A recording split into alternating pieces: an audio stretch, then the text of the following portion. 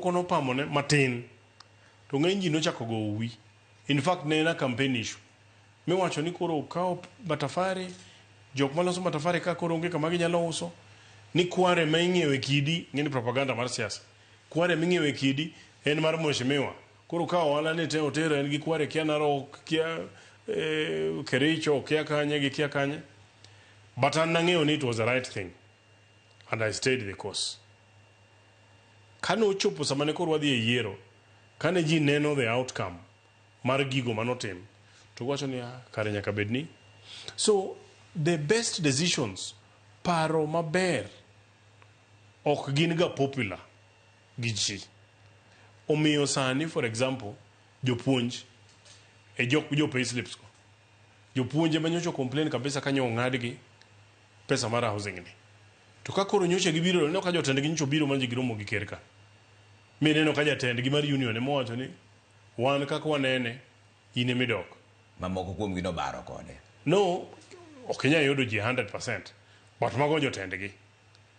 bok nyalo wacho kamano. There is no one who will be 100% popular mando kik ng'ato wuondi. There is no day sani kata wa deni to moro bi maneg jo opposition te president pod ok nyal bedo gi 100% support mando ok nyal timore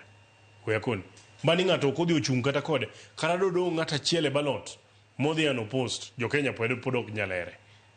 mano to kik wuondre. So there will always be different in opinion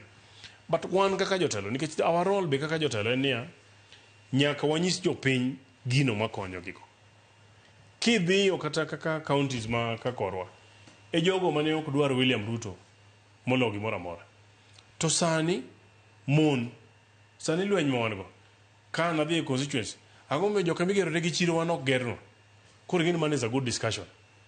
Jatelo nango me no tiyo mana gi koyat wan ok otidwa ka chondo nok dwa nene kata ni kata obiro gi chiro no owego. In fact ndalo moro no biro moyawo project mar yawo barabara ma ko wuok ne to gima no chungo no ji odhi omuko mogo piny te sani ang'ome kocha migere barabara ntiere kama. So magi gina anger over time kawa chopo gimoro end of next year kakoro the alternatives ji koro bro ng'eyo kingeni sani endi iwacho Ruto kata bed president 20 years ok bi resolve all our problems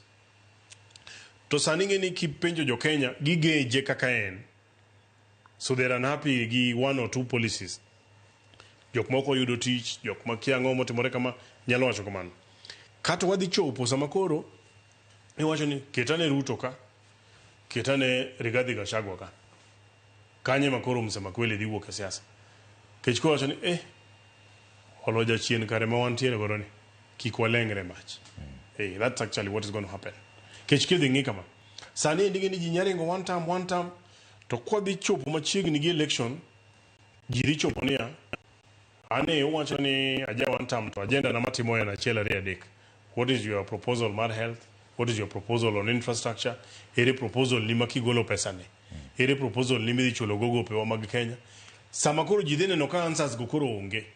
then we'll nini there but aparo ni also statistics no ber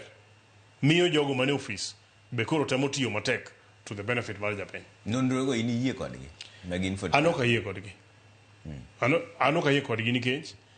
an ka wuok Nairobi ka adhi Migori tadhi e constituency na but I have also taken time. I've been to Tana River, I've been to Taita Taveta, I've been to Kwale, I've been to Kilifi, I said the Mandera, I said the Nandi, I said the Western kuonde madhe ye kana eno gine kamano tane no kaji mora mora kendo ji wacho ne gik mwadwaro to pok ochopnwa